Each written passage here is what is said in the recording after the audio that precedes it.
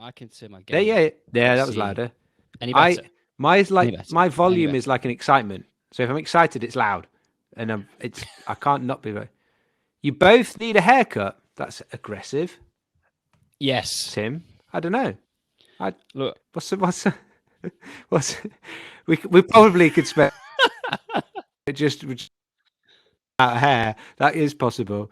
Liz Heyman has said This is hot. my chimney brush. Liz Heyman has said hot, but I assume she's moved on from your question about hot, and she's just actually saying that about your current hairstyle. Yeah, there's an interesting thing here because we are slightly in front of what's going on YouTube. So I've already styled my hair, but I can see myself styling my hair on YouTube now Yes. into a chimney brush quite Does style. anybody It's a strong does look. anybody like oh, I'm gonna forget his name now. He's done a new oh, don't have a mind blank, Jacko, because this is exactly literally we are playing it out. Who does Steve Coogan plays? His person he plays on telly that's funny is called Alan Alan Partridge. And Partridge. he's done a new thing where it's like he's stepped into like This Morning like type of program that they've made up, and he's yeah, they're literally doing stuff like this, and we are literally playing it out in real. Anyway. Right, let's get on with the yes. let's get on with the Thank you for podcast. those that have managed to join live. Oh, Dave Rover is Dave Forrester, by the way, Jacko. Good to see you, Dave. And he is one of the virtual classroom members. He's actually joined one of our breathwork groups as well. Great to be on, Dave. Interesting that you hide behind a different name on YouTube. Is there some sort of sinister reason for that, maybe? But that's not the first question. Right, let's get busy with the podcast. I want to start talking about training. So, very excited to be live. Obviously, I'll try and dull the volume down to engage my excitement. But yeah, we've got new technology, and obviously we had some technical issues, but we've got past those now. And you are able to join us live. So, if you have any questions about training, about the podcast, about Tim's hair, how he stays looking so young, whatever it may be, if it's something to do with School of Calisthenics, ideally would help, then put those in the comments, those that are watching live on YouTube.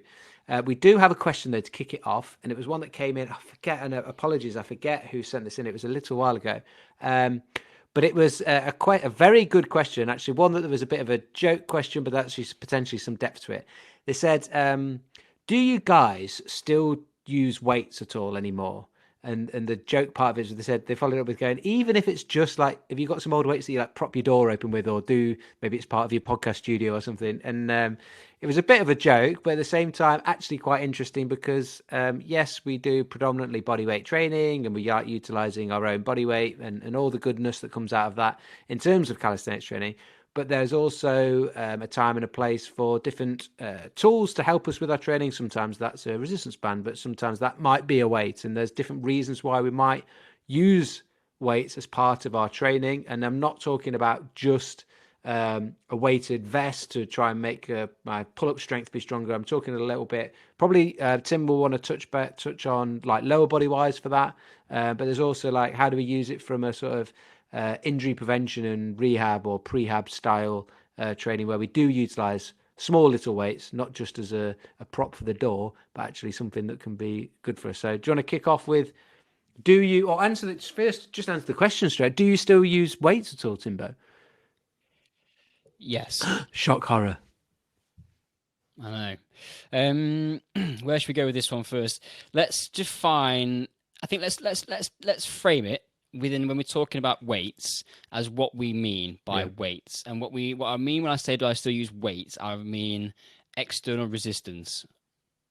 So that could be like weights to me would be a barbell, but weights would also be a sandbag, or weights would be a weighted vest, for example. Weights would also, technically, when we're talking about resistance, would come under resistance bands. as well, because I use those a little bit for shoulders and that kind of thing. So I think like let's just remember those. You've always quite keen to point this out as well, that like strength training or strength is going to come as a result of working against a mechanical or working against an external load. Let's put it that way. So if we are going to lift a weight, whether it's 20 kilos of, Jackie always likes to use the analogy of 20 kilos of weight or 20 kilos of feathers, it's still 20 kilos. One of them is much easier to lift because of the size and density of the material, but effectively it's still an external load which we are using to create a strength style or strength I'd type like to see someone because we need to make a dumbbell overload. out of feathers. That would be interesting, wouldn't it? Yeah, I don't think it'd be so heavy. No, but make a 20-kilo And also dumbbell, but difficult just to out lift. of feathers. It just might be very big. That you could do that. You invest a bit of time in that, Jacko. Okay, That's I'll for go you. for that. You have that one. So yes, the upshot is, yeah, I do still use weights, and I've kind of always, well, for a few years, have been quite open about this, that I think to really build an effective lower body, you need to use external load. The muscles are too big, and there's too, and they're able to produce. Or they have the capacity to produce so much force that body weight training is just not enough from a lower body perspective. If we are talking about strength and power gains, now if we're talking mobility stability, it's a slightly different conversation. But if you want to get strong legs, like properly, if we define strong as in sort of force output, then you need to use weights for your lower body. Is where my stance is. From an upper body training perspective, I don't really use weights other than a weighted vest and some bands. But I don't do shoulder presses or bench presses or anything like that. Do you use a leg press machine? I don't have a gym membership, and I don't have a leg press machine at my house. Would you so no. use Would you use it if I? you had one? There's a good question. No, I wouldn't.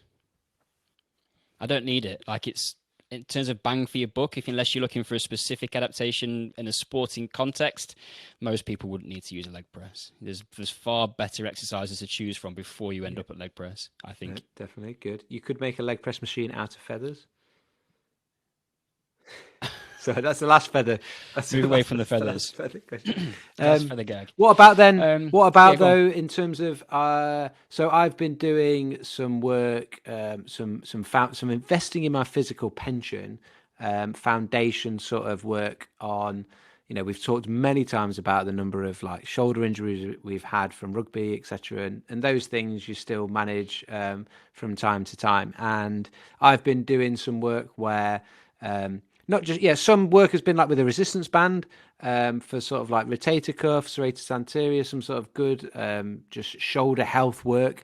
And in that, like to utilize just some small, we've got a couple of options. We've got like some small 1.25 like discs, and then also we've got, and you can get these on the website, the little ankle or wrist weight. So you can do things like your YTWs and some of those like prone swimmers for the shoulders, where you're just adding like an additional load once you've got comfortable with just your arm and gravity. If you're going to try to improve that sort of shoulder health, that shoulder robustness, and you're doing like you've talked about this before, Tim, you're trying to do like high level strength stuff, and our stability training might still be with like only a very small weight. And even if you think of once I get good, YTW is a great exercise, but you know, that becomes, you know, after a while, 2 sets of 12 is comfortable, or 20 reps is comfortable. And it's like adding, but because of the length of the arm, you put a little half a kilo or 1 kilo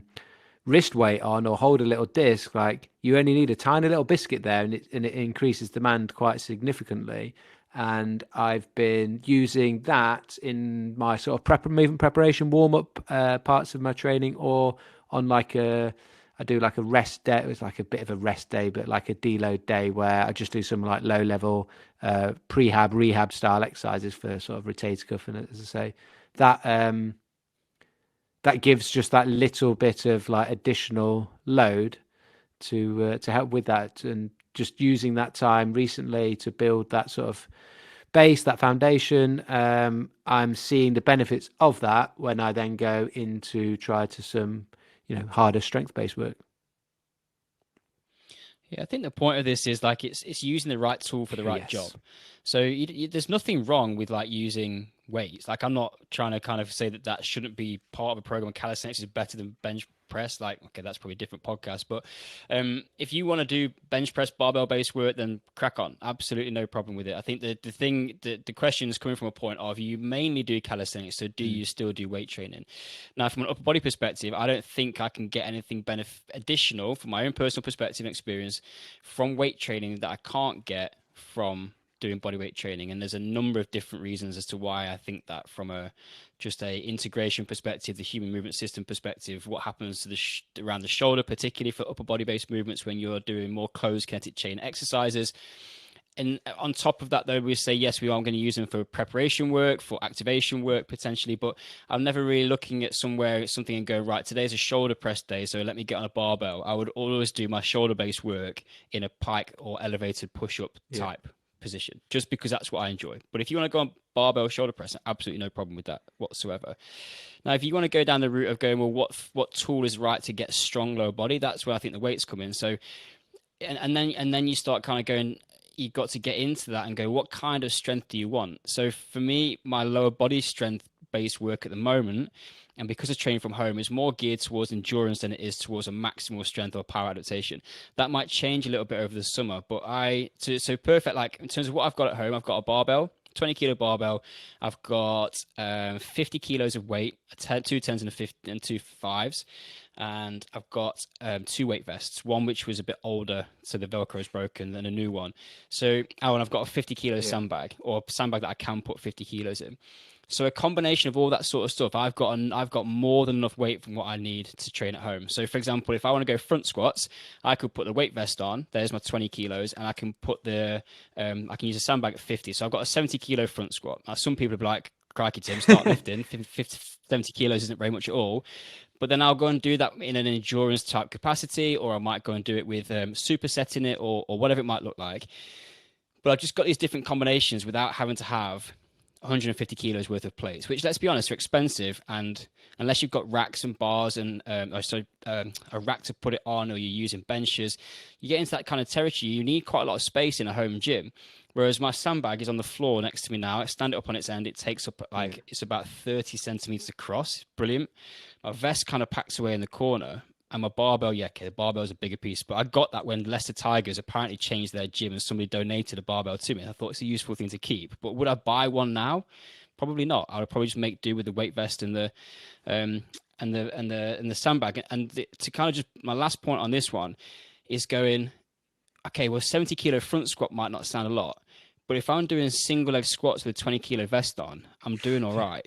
Or if I'm doing like some kind of like step up based movement with the vest and the 50 kilos on. So rather than thinking, oh, double leg movements, what can I do? I'm going to go, what single leg movements can I do? And now I don't need so much weight to have to overload it. I've got lots and lots of options with the weight that I've got to get a strong lower body if I start thinking more about unilateral training rather than bilateral training. So single leg versus double. And arguably, the carryover for most people just trying to live a full and enjoyable life without a sport specific outcome, if you're going to train lower body, you'd be better off doing lower body.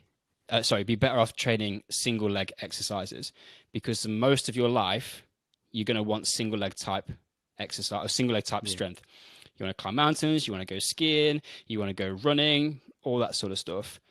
That's all going to be predominantly done on a single leg, or it requires single leg strength. Someone's going to go snowboard double leg.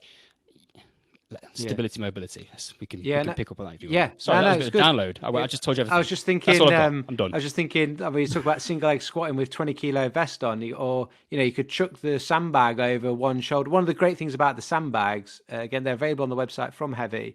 So they're available on the schoolcalisthenics.com website. That they have, they're in a different bag, so you can actually you can have like a different bag in the bag, so that you basically could have like one bag filled with like 20 kilo, another bag filled with 10 kilo. So you could have like a 10, a 20, or put them both together in the one thing and make them 30. So you can play around with the weights of them. And I was just thinking of that single leg squat with a vest on, or chuck a 10 kilo sandbag over one shoulder. And you got that instability of, or that just abnormal loading or unsymmetrical loading. And then like, could you do a pistol squat with a 20 kilo vest on, or a sandbag over the shoulder? Like, you tell him, I've not tried, but I don't think I could. I'd have to build up. No, I don't think I could get out. And you go, right? Yeah, I don't think I could get out the bottom of a pistol with a 20 kilo No. vest on I think at that the would moment. be some I'll try it. very good strength. And it actually brings on nicely to us a question from Dave Rover on who is hiding as Dave Forrester on who's a virtual classroom member who's watching and live on YouTube and has asked talked about you touched on it then about stabilization. I just thought it'd be useful to mention this of because it just rounds off the rest of that, the final bit of that question where you said, well, doing 20 kilo on a single leg, like that's probably actually going to be challenging enough. He said he's never been comfortable being tied to machines, so doesn't like machines, too restrictive and not making the body stabilization systems work. So I just thought it'd be nice for you just to round that off, just talking about that, like why is there that benefit of like single leg? Why is single leg harder, and why we don't get that carryover from double leg onto single, but we do from single to double? And most of the things we do functional wise for sports when we're running is a single leg activity. So we actually need to be good on one leg. Do you want to just touch on that to round that question off? Yeah, there's a bit. I'm going to try not to go down a bit too much of a hole on this one, but there's a couple of thoughts that come to mind. So let's just kind of broaden it out quickly and just go for. So from a single leg stance perspective, we're decreasing our base of support, therefore increasing the stabilization requirement. So the hip, knee, and ankle now need to work together, and the core, the stabilizers, and the rest of the chain. But let's think about lower body predominantly. They now need to work together to control joint position more effectively. So the stabilizing musculature has to do a better job. If you've got both feet planted on the ground, you're pretty stable. It is by far the more effective way to produce high amounts of force is to have both feet on the ground and push it. That's why we can back squat double leg more than we could single leg squat in the same position, obviously. So we've got two legs working for one, but there's this thing called bilateral deficit. So if, say for example, you can do 100 kilo back squat, let's keep the numbers simple, 2 legs on the ground, you will be able to do an equivalent movement more than 50% on a single leg. So it might not be that we choose a single leg back squat, for example, like, but if let's take a leg press is actually going back to that point is a really good example of that. You'll be more than 50% stronger on one leg than you are on two. Now, why we'll kind of stay away from potential why that is and that sort of thing. But the idea being that if we're on a single leg, we're having to stabilize, we're then starting to link all of this into the chain. The system just gets better at what is a more transferable movement into what we're talking about from a human life and enjoyment perspective. Now, there is absolutely nothing wrong with building a real bigger capacity and having deadlifts in your programs and back squats and whatever it might be. But if we're talking kind of bang for your buck for most people, I'd go single leg 10 times out of 10. If I wanted a specific outcome, or I want some hypertrophy, or it's a sport specific outcome, whatever it might be, then you start thinking about it. But we always start our progressive programs in the season on unilateral exercises. We'll always start with this progression from one leg to two as we start to build towards more power and force outcomes. So it's just it's a really easy thing to kind of, well, the movements aren't easy, but the principle is fairly straightforward. But say an example would be another example would be like a hip thrust exercise. So sometimes when you're doing bodyweight training at home or with limited amounts of equipment for the lower body, you kind of start looking at your hip hinge and going, well, how do I get that hip hinge pattern moving? It's quite easy to get squat based movements, like you've got your pistol progressions and whatever else. But you can go single leg, stiff leg, RDL is a really good progression. And I use my 50 kilo sandbag to do that. You can go into some Nordics, which I would do. So I put the 50 kilo sandbag over my heels, and I can do Nordics. And anybody who knows about Nordics will know that that's not an easy exercise. Does the 50 kilos, Tim, is that enough to keep you don't find you tipping? Yeah, no, I'm not great at Nordics, but it's good enough for me at the moment. But what I'll do if it gets too light is I'll put the weight vest on top of it. So I've got 70, and I'm sure that's going to be enough. Get Mrs. Jacko to sit and that's almost body weight for me. Mrs. Jacko to sit on my feet. Exactly. And then the other one, like moving into that max strength conversation, I can just about do a hip thrust with the sandbag across my lap on a single leg. So if we're thinking about real pure glute strength, we might do like a barbell floor bridge type movement, like a hip thrust. Normally you might be putting 100, 120, 40, 50 kilos or whatever on it. If I take that to a single leg exercise, I'm getting 5 with 50 kilos. And that might kind of throw against my bilateral deficit type conversation. But if I want to go and do some maximal strength work, I've got more than enough capacity within that to start playing around with it. So I guess the end of message of this is, yes, we use weights. For lower body particularly, I think it's important. and you don't need a lot of weight to get overload and therefore build strength in single leg exercises. So rather than thinking I need 200 kilos to work towards my deadlift, you actually don't. Yeah. I just want to round off by saying the other thing I love about single leg work is, for someone, if you haven't got, if you haven't got, additional weight, well, then you can look at trying to explore different ranges. So your pistol squat is going much deeper than a normal single leg squat, and also you're challenging your hip flexor strength and hamstring length on the other leg. And then you've got options to explore. If you want to improve your hip mobility, you've got options to challenge that in some of the movements, like the Cossack squats, where we're working laterally into really deep positions, and then you've got some of your like your shrimp squats and your sissy squats and your dragon pistol. Like if you could do a dragon pistol, your hips are like, and so you can do a dragon pistol and a Cossack, your hips are in like great shape. And that might not even need additional load for you to work on that. And you're then building strength, you're building control and stability on one leg, and you're also working on a little bit of mobility. You only, if you just do like heavy back squat, double leg, you'll get good at just that one pattern, but you probably might not have that many options outside of that. You just become a little bit one dimensional, which, unless you're a power lifter and that's the only thing you need to be good at, which most people listening to this aren't professional power lifters, and we need to be good at moving and enjoying our body and running and climbing and whatever it is that you want to do. So I feel that there's a load of benefit to that. Yeah, I've said before, this is my last point, and we get into these questions that have come in, but when I was screening athletes on a sort of a daily basis, if I got a new athlete that came in and was good on one leg, so if they could single leg squat well, I knew that I'd got an athlete that was going to perform well on two. I could start ramping that program up pretty effectively. If I got an athlete who came in who could do a decent body lightweight squat with both feet on the ground, but then couldn't transfer that onto a single leg, that was going to be a problem. But I've never seen it the way. Have I ever seen a single leg athlete or an athlete who's good on single leg not be able to progress in double leg strength effectively. I've seen lots of athletes who are decent with both feet on the ground, but it's shocking when they take one foot off. And as you say, most sport is a single leg exercise if it's a running based movement. So that's what we actually want to work. And I'm sure lots of people listening just enjoy running. Like running is a great free thing that's accessible to. Okay, questions. I feel like I can go back to being a question master, which is quite exciting. This is good. I'm enjoying the interaction. Liz, this is a little bit of a anyway, she's injury. Here's a question. So she's asking this live on YouTube as we go. She's got shoulder impingement on the left side and golfer's elbow on the right at the moment. Will I ever be able to do a pull up? Before you answer, Ellie, who is he's a very good friend of the School of Calisthenics. He's been to Marbella with us. He said he's had it in the past as well.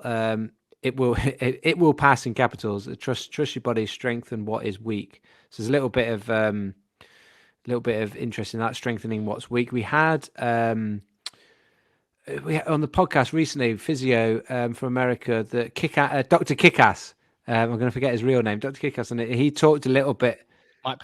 Talking a little bit about like imbalances around the forearm between flexors and extensors, and using some isometric work. He really liked isometrics to try and help with that. Tim, you can share a little bit about, we've got a whole protocol for golfer's elbow in the virtual classroom as part of the Ring Muscle Up program, because it's important to look after those.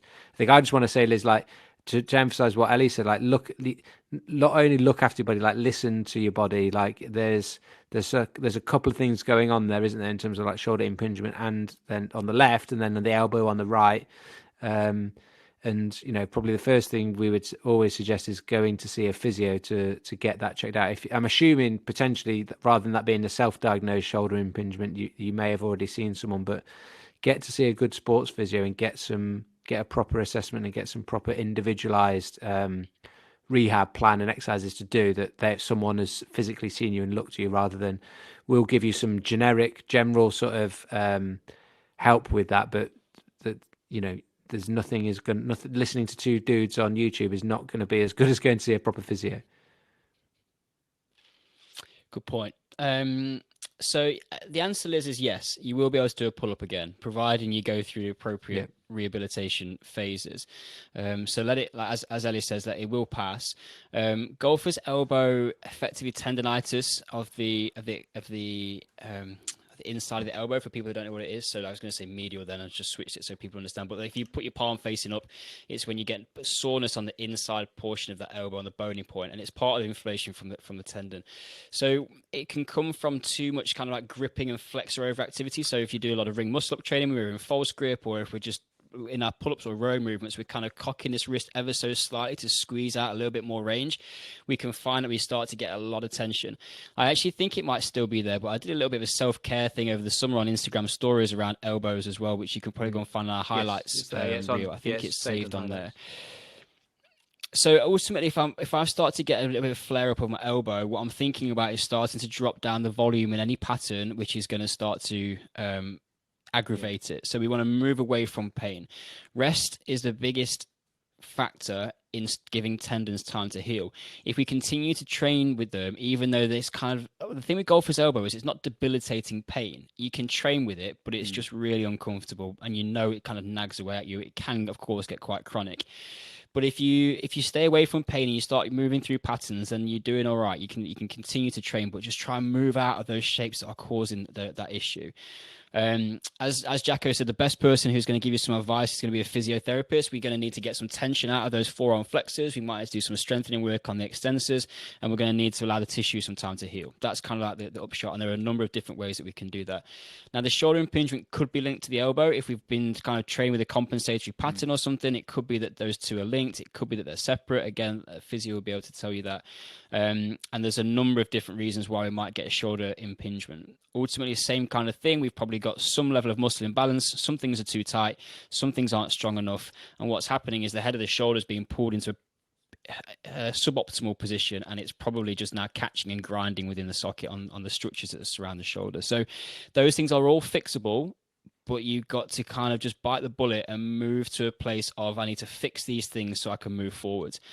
I have become, I don't know if I say like militant about this, but I am so on moving away from an injury like early doors these days. If something flares up, and I'm pretty acutely aware of what's going on in my system, I am on it like early. So if I go out for a run and my knee starts hurting, I'm gonna start building something to do with that into my program. And it's not all of a sudden stop running. It could be like, okay, Tim, you need to kind of get on your foam roll a bit more regularly, and you need to put a little bit more glute strength into your program. And that might be 1 or 2 sets of floor bridges a week and some kind of a bit more stretching. It's not massive, but these things are so easy to ignore. And what always happens, if you load a pattern which is painful, something will break. Remember, the pain is the brain telling you that something is not very happy. There's something going wrong. That's how it communicates a dysfunction or an issue within the system, oftentimes. So we've just got to go and be proactive about it. But what I can say about tendons is they take a while to heal because of the decrease in blood supply. Therefore, just the lack of nutrients and oxygen which gets there compared to a muscle. They can take some time. They will heal given the right conditions, and you've just got to see the course through from the rehabilitation perspective. Yeah. I've got since we've got some video, I want to share one because it's elbow related. My left side, I've had on and off like some issue around that golfer's elbow area. And something I was aware of before, but really noticed it this week, actually. And just to highlight and just emphasize what Tim's saying there about like, when you notice that pain, in the past, I've had a bad attitude towards, because it was ingrained in me, I believe, from playing rugby, that pain, if you could like tape it up and push through it, was actually okay, because we played most of our games. I played over 300 games, and most of them you're in some sort of pain before you start. But you don't, when we're not under that pressure to perform in a sport, then there's no need for us to try and push through things, because ultimately, particularly Liz with the golfer's elbow, as Tim said, when you aggravate it, it's just like gonna stay there and get a little bit worse and a little bit worse, and every time you just keep on aggravating, it never goes away. I snapped the tendon on my ring finger probably well over 10 years ago when I was playing rugby, and that tendon goes all the way down to your elbow, and and that's one of the reasons why all that gripping work can cause some strain through there. And Tim talked about like doing some release work on those forearms is going to be part of helping relieve that a little bit. Now I noticed that mine sort of started to talk, like twinge a little bit on some pull-ups the other week, and I was like, right, need to get on top of this, just exactly like Tim's saying. Be a good boy, Jack, and get on top of it. And one thing I noticed when I've noticed it when I picked something up, because as I've snapped that tendon, I can't bend it. I never had it reattached because they said it would take something like 3 months for the rehab to get through reattaching that tendon, and they were like, it's likely that you'll just snap it again when you're trying to tackle someone. So I was like, let's just leave it. But what that means is that tendon, it snaps on the inside of here and then it rolls up and it's somewhere around here, like the end of it, it's all like knotted away. And so when I release that, it does help. And I noticed when I was picking something quite heavy up to this week, that when I grabbed it, I felt that golfer's elbow, like little twinge. And I was like, oh, and I let go and only picked it up with these two fingers that are fine.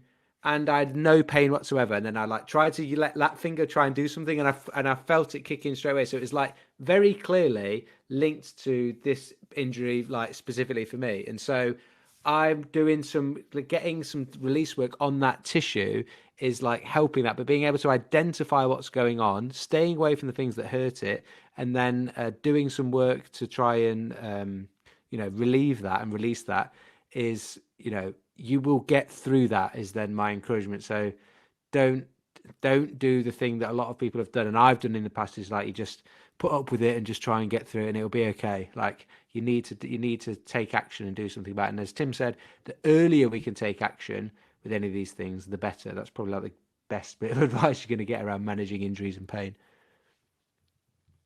Yeah, I've just seen Liz has commented that she's waiting Yeah. for the physio to open post lockdown. So yeah, it's a difficult time to be injured at the moment. One thing I would just say, Liz, is like have a look at those exercises, try and get some tension out of the forearms.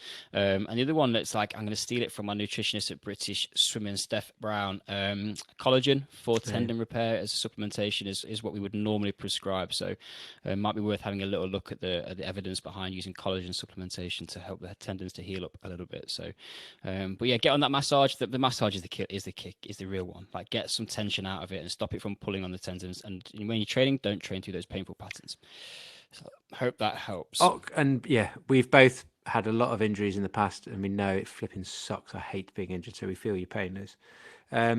Octavio D'Angelo, if I'm pronouncing that correct.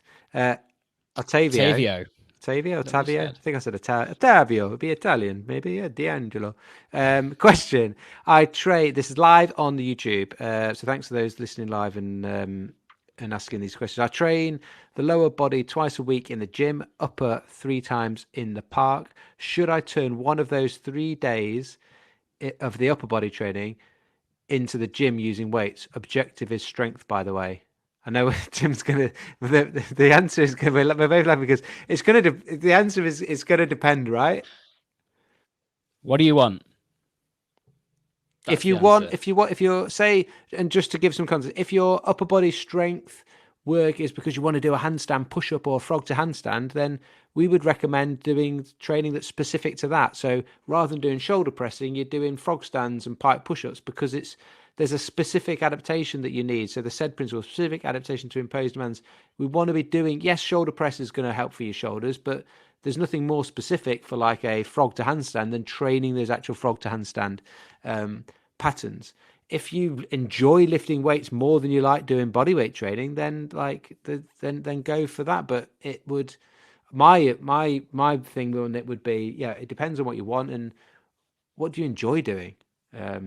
If you enjoy doing calisthenics more and doing bodyweight training more, and then you don't need to go to the gym. Tim's talked about his whole home gym setup that he's got. We don't need anything. Like neither of us go to a gym, have a gym membership anymore. Spent over a year now just purely only ever training at home, and actually, to be honest, I love it more than ever. I wouldn't go back if the gym was open. I'm going to put something out there, Jacko. I am now currently training quite regularly, it's fair to say, because I've got a new routine that might get disrupted when the new baby arrives in the house. However, I'm making a plan for it. I'll be quite possibly in the best shape I've ever been in about 3 months' time. Nice. Yeah. That's a big statement. training exclusively at home. Yeah, it is. Well, I've not been in very good shape before. Oh, whatever. Shut up. So it's relative. We'll flash some pictures. I'll flash some pictures up. So that's I what want I'm to put it thinking out there. anyway. I think the best shape I've seen you in was when we filmed the original Muscle Up ebook, and there's a picture of you stood. It's behind you. You was doing like a handstand. You were going to do a straddle handstand on the grass, even though we were filming a Muscle Up thing. But and it was from behind. You were just stood there, and I was like, Harvey, take that phone, like shoot that. Like it wasn't supposed to just take a picture of you standing, but it just looked sick. And there's yeah, you was in very good shape then. You're going to be better. You're going to be better shape than that in 3 months. Yeah, unless my world falls apart over the next kind of 6 months, Mike's Gym in Marbella, Are you going? October, hopefully. Look out. Well, Oh we're no, be sorry. there, I meant going. Yes, we're going. I meant, are you going? we're going. Well, when I say I thought I was invited. have you booked your flights? I thought, can I come to my No, own I trip meant to when I Marbella? was. It was like, are you going? I meant as in, oh, you're going after it. Like that's what I meant, as in you're going after that. I don't know. I say these things all the time, and then something crops up and gets in the way. I'm happy but to say, in 3 months' time, I will definitely not be in the best shape of my life. I think Right. I think I've probably. Well, I don't You know. hit that peak. Different. It's define best shape of your life, because it's. I'm over. Yeah. I'm over 40 now, but I just think okay, let me reframe it. I think I'm in 3 months' time, providing I can continue my consistency, going to be in the shape that I am most happy with, that I've ever been most happy with. Yeah. I could go with that as well. Actually, I could happily say that, because my objectives and what I want my body to be able to do now are different to what it has been in the past. I definitely won't be as strong squatting as I have been in the past. Yeah, I was going to say, let me caveat that it definitely won't be the biggest that I've been, because those two things are. But don't let me. That wasn't me. Don't let me pee on your parade. If you want to say you're going to be in the best shape you've ever been in your life in the next 3 months, like go for it. Put the hammer down. Go after it. But invest in your physical pension. Don't push it too hard. I've got a plan.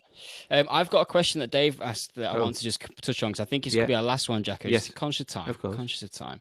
Is anyone still watching live? Dave Rover. I had a question. Yeah, So can I ask a quick one before I forget again? Like, how many kilos of feathers do you think you could get in your sandbag?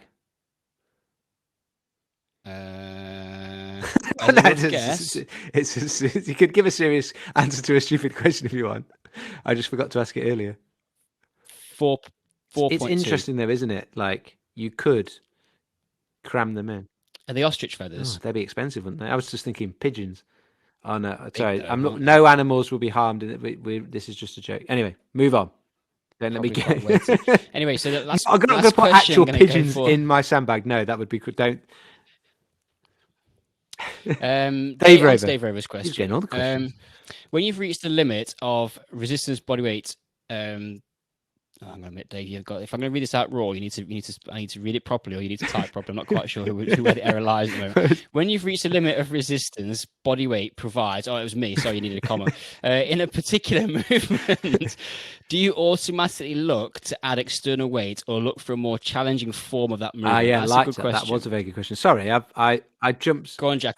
Go off on this one. I jumped the gun, didn't I? And then this is the last nice pronunciation from Octavio Di Leangelo, by the way. Just Dave is like 1/8 wannabe. Only getting some congratulations on the forthcoming arrival of the baby. I know it's a disaster. We'll see. Right. Also, someone made a very good point that nutrition is very important for joint and tendon strength. So thinking about somebody actually said. John Paget actually said that you're taking collagen. Thinking about anti-inflammatory style diets, there's things that you can put in your diet, Liz, to help improve that. And a lot of that sometimes comes down to some of like your turmerics and your ginger, some of those types of spices.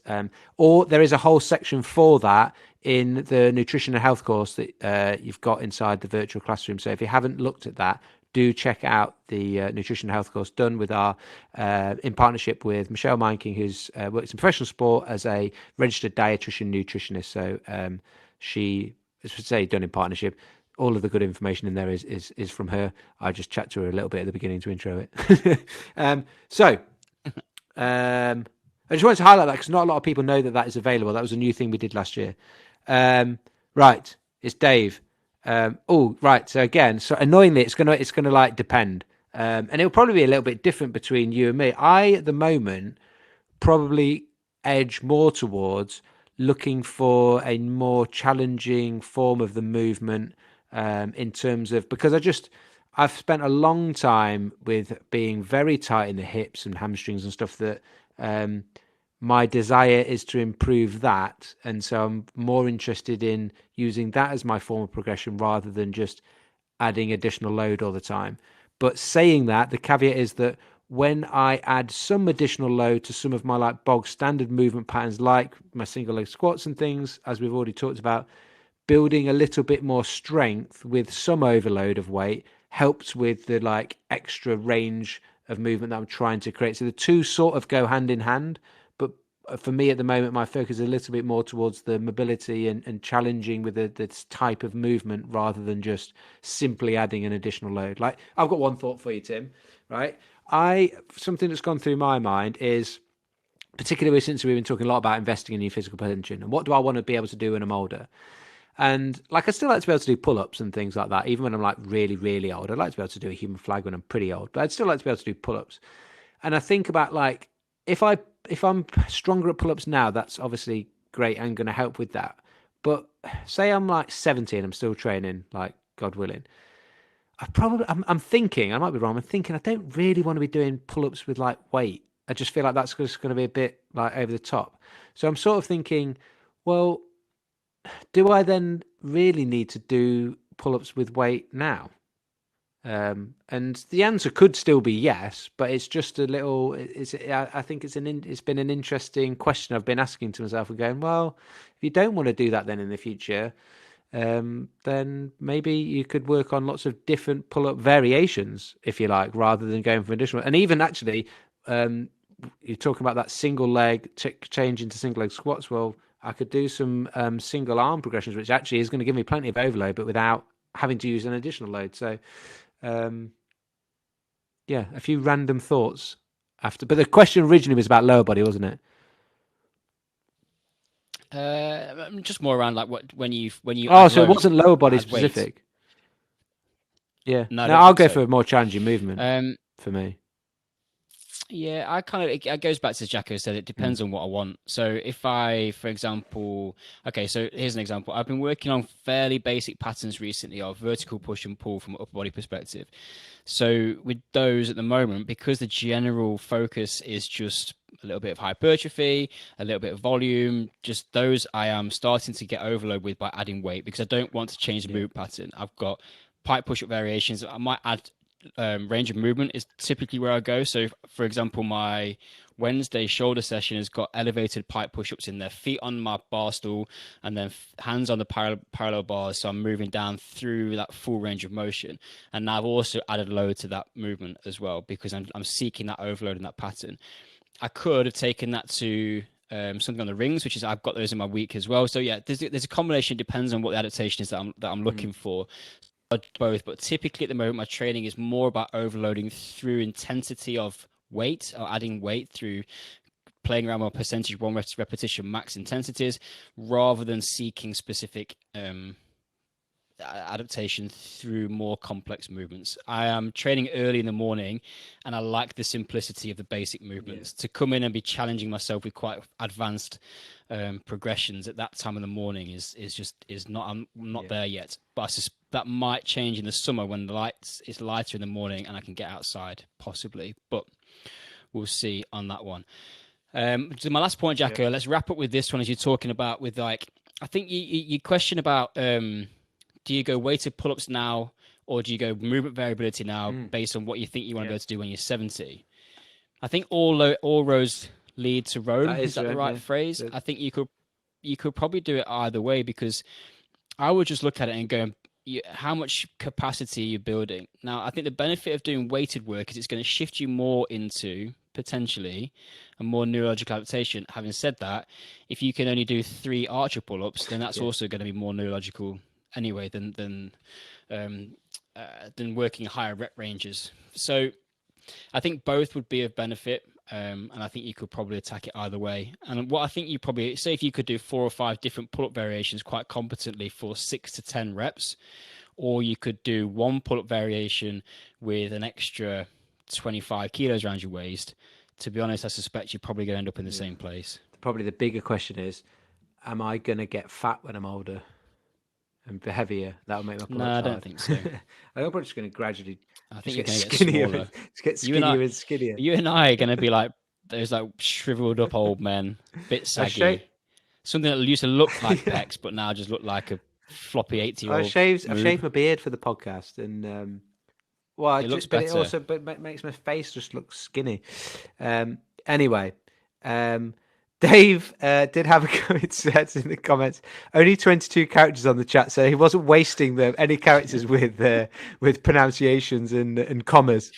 Well, look, Dave, we've learned a lot today. We've learned how to get this thing going. We've learned that we can now stream live on YouTube, and we've learned that I probably need to pre-read the question before I actually pronounce it live. But in terms of the podcast, Jacko, this is great because we get the interaction. You and I could probably sit here and chew the fat all afternoon, but there's somebody listening to this in their car, like sat in a car park at Asda. They want to get out. They don't want to turn it off. And we're 50 minutes in, and let's say 10 minutes of that was bumbling around trying to work out why they couldn't hear us, which I actually have got to say, I've found out why they couldn't hear you. You muted me. It's because as the person with the... I'd accidentally muted your mic as I was frantically clicking around trying to fix things. So at least we know that works. I can now censor you like Donald Trump was censored in the election. Can you turn my volume down as well? Should I need to? Well, hopefully we can edit someone listening to this back rather than it being the live recording. Hopefully we'll have edited all that bumbling around in the beginning out, so they won't necessarily have got that. Who knows? Who knows? We'll see. Leave it in there. It's all good content. Well, I've enjoyed this. It's been lovely to have the interaction. There are people. I mean, I don't know how many people. I can't see how many people have joined us, but I'm going to say it was a success. I can say we've still got some people with us now that have lasted all the way to the end. So thank you guys for watching. This is like back to our roots, Jacko, isn't it? We started with the Q&A. Now we've gone back to Q&A. We've just leveled up a little bit because now we're doing it live, which is coffee shop exciting. With loads of background noise. Yeah, I know. Cafe Nero, somebody banging around a grande cappuccino. Keith says, "Great live, lads. Good. Glad you enjoyed it." Dave said, "Fantastic." It's been nearly a one-on-one with Dave. He's been actually hogging the chat room. Keith's in my book club, Good, Jacko. Keithy. Good lad. Yeah. He sent in a video for video analysis actually for the VIP members next week. Well we'll get onto that. Anyway, I'm just now talking. Yeah, if anyone's listening to that and they are not if they're a VIP member in the virtual classroom and they are not accessing the video analysis section or support that Jacko so brilliantly provides, sort it out. Let me tell you, video analysis is the most valuable tool if you are to get in overcoming a problem. The results speak for themselves, Jacko, don't they? You see the difference that people make when they see themselves what's gone on, let alone like getting the input from us as coaches giving feedback. We share some of those snippets of those on Instagram, so some of you will have seen them where there's like lines drawn on the video and the voice of talking over the top. That's the type of thing. That is the thing that the VIP members get access to. So if you are interested in accessing that, then get yourself a VIP membership at School of Calisthenics. You can test it out for free on a 7-day trial like any of the memberships inside the virtual classroom, and you get access to everything in terms of all our programs for the virtual for VIP members, and obviously you get that video analysis, which is a great tool and benefit. So if you have any questions for a Q&A style and you can't join live, email them to us. Either email tim@schoolcalisthenics.com, say, "I've got a question for the podcast, Tim." If you can remember the algorithm, you have to pay some sort of compliment about how much you love the podcast, and then you can ask your question. It's more likely to get answered. If you listen to this one and you start your email with "Tim, I just wanted to comment. You're looking in the best shape that I've ever I can't seen imagine you." what you're going to be like in 3 months. Then you're definitely. You're basically we'll get you on video. You can come on as a guest. if you do that, you can ask more questions than Dave Rover has. I know he's a nice guy, so it might mind me having a little bit of a joke on that one. No, Yeah. thank you for Dave. He did not hog No. it at all, as he has mentioned in the comments. We loved Oh, the and he's engagement, got a the VIP interaction. membership. He's not just on the standard. He needs to utilize it. Yes, Let's get off. let's get My, off. We need to my get off email, the David airwaves. at schoolcalisthenics.com. If you want to send it to me, there you go. And we look forward to seeing you next time. Tim, hit them with that sign off. Until next time, keep exploring your physical potential with movement, strength, and play. Class dismissed. All right. Amazing. I'm going to end that on YouTube. Thank you for everyone that joined live on the YouTube. We love you. And we'll see You're off. you. Oh yeah, you're off. I've stopped recording.